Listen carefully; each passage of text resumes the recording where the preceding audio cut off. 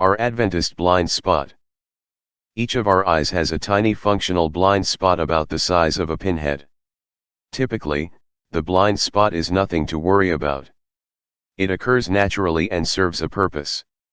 However, if you notice that your blind spot is getting larger, or if you have other blind spots in your field of vision, or floating blind spots, these are not normal, and should be evaluated by an eye doctor.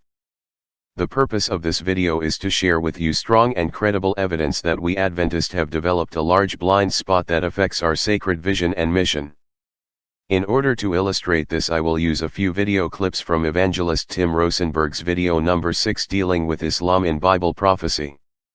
And I must admit that I did watch his entire collection of 10 videos dealing with Islam, and I was greatly impressed with his extensive biblical knowledge and expertise.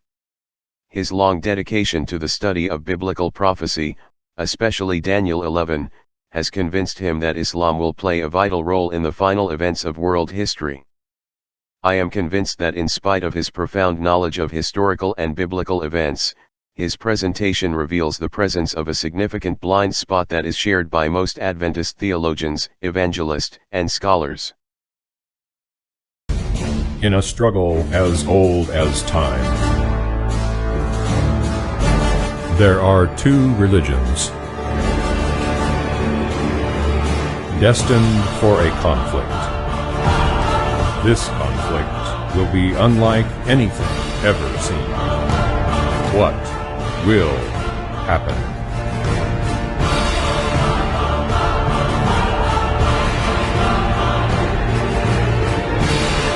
Discover the Bible prophecy.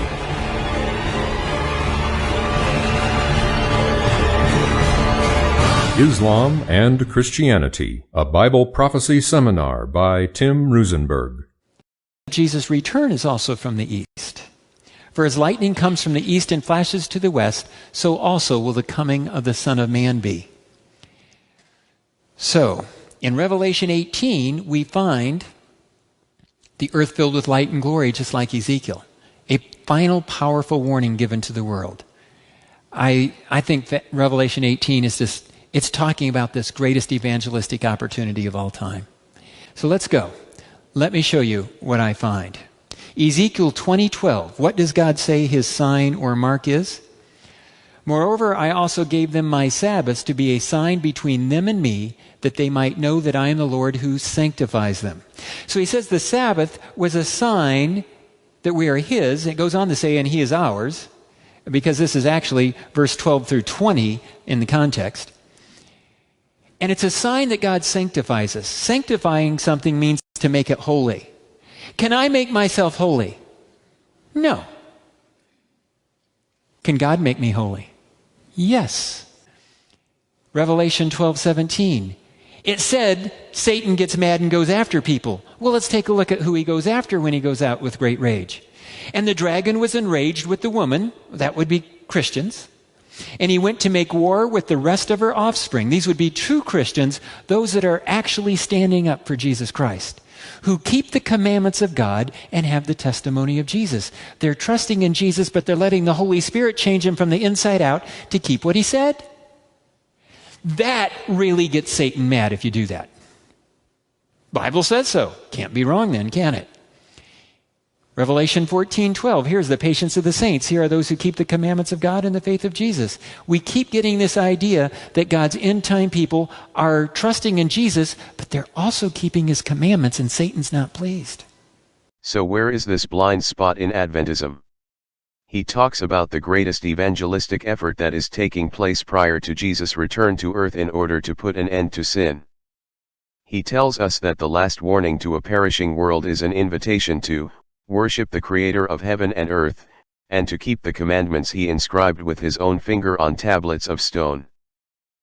He reminds us that the fourth commandment is a sign that we belong to him, and that we have been sealed by the Holy Spirit for salvation from the final destruction of the wicked.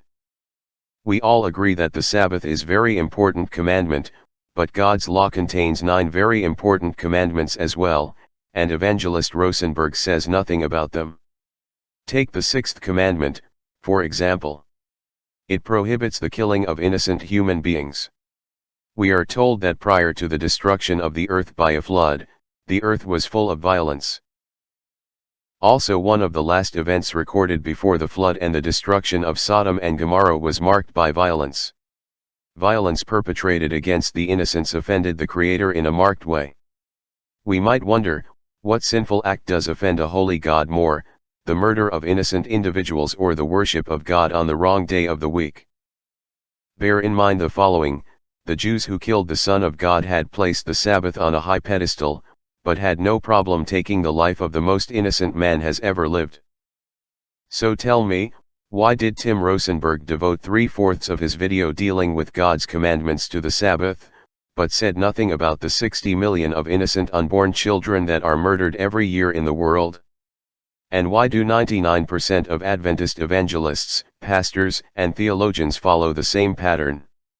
Could it be that we prefer to avoid the history of our church regarding the abortion issue?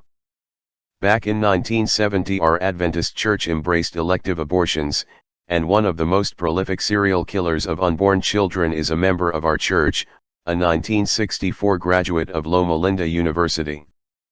He built a chain of over 20 abortion clinics in California, and publicly declared having taken the life of at least 250,000 unborn children. Did the leaders of our church ever reprimand him for these merciless murders? On the contrary, the church honored him as a great benefactor at the 1990 General Conference. And similar recognition can be found both at our Loma Linda and La Sierra University campuses. Last year, the General Conference Executive Committee approved a new document on abortion. This is a great step forward, but Section 6 was attached to this document that deprives the unborn children with birth anomalies from their right to life, thus making Down syndrome babies ineligible for such protection. If you are concerned about this unhealthy situation, please share this video with your friends, and write to the leaders of the General Conference. Save this video. Please share this video with your friends. And watch the videos listed below. And post your comments below.